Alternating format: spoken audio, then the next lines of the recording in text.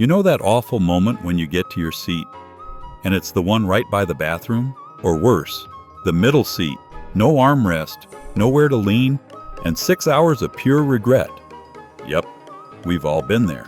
But here's the thing, picking the right plane seat can seriously change your whole flight. We're talking more legroom, better sleep, less noise, and way less stress. In this video, we're breaking down the best seats on a plane, and the ones you should avoid like your ex at the airport. Whether you want a smoother ride, more space, or just don't want to get trapped in the worst spot on the plane, we've got you. We'll share tips from frequent flyers, cabin crew secrets, and real talk about which seats are totally worth it, and which ones will ruin your trip. Let's make your next flight way better, starting now. If you're the kind of person who likes to get up and stretch, hit the bathroom without climbing over strangers, or grab your bag quickly when you land, aisle seats are your best friend. They give you freedom to move without bugging your roommates, which is huge on longer flights. Plus, if you're someone who gets a bit claustrophobic, having the open aisle right next to you can help. Downside, you might get bumped by the food cart or people walking by. And if you like to lean and nap against something, you won't have a wall to help you out. But for convenience and easy access, the aisle wins, especially if you're a frequent mover. Quick break. If you're enjoying this so far, give it a like so more travelers can see it too. And hey, if you've ever had a nightmare seat, let us know in the comments. We've all been there. Want more legroom without paying for first class? Exit row seats are where it's at. These seats are usually located near the emergency exits, which means more space to stretch out, especially helpful if you're tall or just hate feeling cramped. Some airlines even let you choose these seats for free during online check-in if they're still available. But there's a catch. You'll need to be willing and able to help in an emergency. Flight attendants will even double-check with you before takeoff. Also, these seats can be colder than the rest of the cabin since they're close to the doors. And depending on the plane layout, some exit row seats don't recline, so double-check before picking one. Still, for space and comfort, they're a top pick. Bulkhead seats are located at the front of each cabin section, right behind a wall or divider. And guess what? That usually means more legroom and no one reclining into your space. These seats are especially great if you like a bit of personal space or are flying with a baby, since bassinets are often placed here. You also don't have to worry about someone kicking the back of your seat. That said, you won't have any underseat storage in front of you, so your bags will have to go in the overhead bin during takeoff and landing. Also, if you're seated near families, you might hear more baby cries than you'd like. Overall, if legroom is your top priority and you don't mind a bit of extra noise, bulkhead seats are a solid win. If you like to curl up, nap without being disturbed, or stare out at the clouds, the window seat is the clear winner. It gives you a wall to lean on, full control over the window shade, and no one climbing over you mid-flight. For people who want to zone out or sleep the whole time, this is the go-to. But be warned, you'll need to ask others to move if you need to get up, which can be awkward on longer flights. And if you're not in the mood for small talk, sitting by the window makes it harder to dodge chatty neighbors. Still, for solo travelers or sleepy flyers, it's a cozy little escape pod in the sky.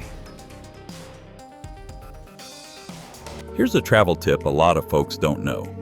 Seats over the wings usually give you the smoothest ride. That's right. If turbulence makes you nervous, these seats are your best bet. The wings help stabilize the aircraft, so bumps and shakes feel less intense here. It's also where the center of gravity tends to be, which makes for a more balanced flight. Most of these seats are in the middle of the plane, which is also handy if you want to be one of the first off or don't mind waiting a bit. Noise levels are usually lower here compared to the back, and you can still get a decent view if you're in a window seat. Just keep in mind, some planes position the engines near the wings, so it might be louder if you're right over them. Still, for nervous flyers or those who value a calmer experience, wing seats are a smart pick. Let's be honest, nobody chooses the middle seat unless there's no other option. You're stuck between two people, you don't get the view from the window or the freedom of the aisle, and you'll probably be fighting for both armrests. It's tight, awkward, and honestly just not fun. If you're flying with friends or family, it can be fine if you're sitting together. But for solo travelers, this is usually the least comfortable spot on the plane.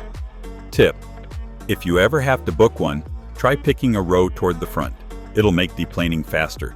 And sometimes the middle seats in the exit row still have extra legroom. But overall, middle seats are the seat of last resort for a reason. The back of the plane might sound peaceful, but it's often the worst place to sit. First off, many seats in the last row don't recline, so if the person in front of you leans back, your space gets even tighter. You're also right next to the lavatories, which means extra noise, foot traffic, and yep, sometimes unpleasant smells. To make it worse, you'll be among the last to deplane, which can be frustrating if you have a tight connection or just want to get moving after a long flight. Some travelers say it feels bumpier back there too, since you're farther from the wings. And if the plane's fully booked, chances are the last few rows were the only ones left. Unless you're desperate or hoping for an empty row, which is rare these days, avoid the back row if you can. Think twice before picking a seat near the bathrooms or flight attendant prep areas. These spots may look fine on the seat map, but in reality, they're often the noisiest parts of the plane. People are constantly getting up to use the restroom, chatting while they wait, or opening and closing the door. Add in the flushing sounds and it's not exactly relaxing. Then there's the galley. It's where the crew preps food and drinks, stores carts, and handles service. That means lights, clinking, and movement, especially on red-eye or overnight flights when you're trying to sleep. It's also common for these seats to be near trash bins or storage cabinets, which isn't ideal if you're sensitive to smells or clutter. Bottom line, even if it's an aisle or window, seats by the bathrooms or galley are better left for last-minute bookings. This one catches people off guard. You'd think any seat near the exit row would be great, but the ones directly in front can't recline. Why? Safety rules. Those exit paths need to stay clear in case of an emergency, so the seats in front are locked upright. That's fine on a short flight, but brutal on anything over a few hours. These seats also don't have the legroom benefit of the actual exit row behind them, so you're basically getting the short end of the deal. Less comfort, less recline, and none of the perks. Unless you like sitting up straight for hours. Skip these. Wait, didn't we say these were good seats? Well, they can be, but they're not for everyone. Bulkhead seats don't have any storage under the seat in front of you, because there isn't one. So you'll have to keep all your stuff in the overhead bin during takeoff and landing. That's annoying if you want easy access to snacks, headphones, or your phone. Also, these seats are often reserved for families with babies because bassinets attach to the wall. So if crying kids aren't your thing, you might find bulkhead seats more frustrating than peaceful. They also tend to be closer to crew areas, so there might be more activity and noise. So yeah, they can be great, but depending on your priorities, they might not be the dream seat people think they are. Alright, now that you know which seats rock and which ones ruin your flight, how do you actually get the good ones? Here's how to boost your chances. 1. Use a seat map tool like Seat Guru. Just pop in your airline and flight number, and it'll show a full layout of your plane with reviews of each seat. It points out hidden gems and the ones to skip. 2. Book early. The best seats go fast, especially on busy routes. If you can, pick your seat as soon as you buy your ticket. 3. Avoid basic economy. These cheap fares often don't let you choose your seat at all. If seat selection matters to you, it's worth paying a little more. 4. Don't be afraid to pay a little extra. Preferred seats, extra legroom, or exit rows might come with a fee. But for a long flight, that comfort can be totally worth it. 5. Check again at check-in.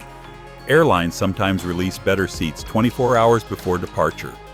Hop online when check-in opens and see what's available. Small moves equals big comfort. The right seat makes your whole trip smoother. At the end of the day, where you sit on a plane can make or break your flight. From legroom to peace and quiet, or just being able to get up without climbing over strangers, it all comes down to picking the seat that fits you. Window seats are great for naps, aisle seats are best for freedom, and exit rows give you that sweet leg room bonus. Just as important, knowing which spots to avoid, like middle seats or the ones stuck by the bathrooms. The more you fly, the more you realize a little planning goes a long way. And now that you've got the tips, the hacks, and the full lowdown, you'll never be stuck in the worst seat again. So next time you're booking a flight, take a minute, check that seat map, and claim your comfort. If you found these tips helpful, hit that like button and subscribe for more travel hacks and smart flying tips. Got a favorite seat, or one you avoid like the plague? Drop it in the comments. I'd love to hear your go-to picks. Fly smart and enjoy the ride.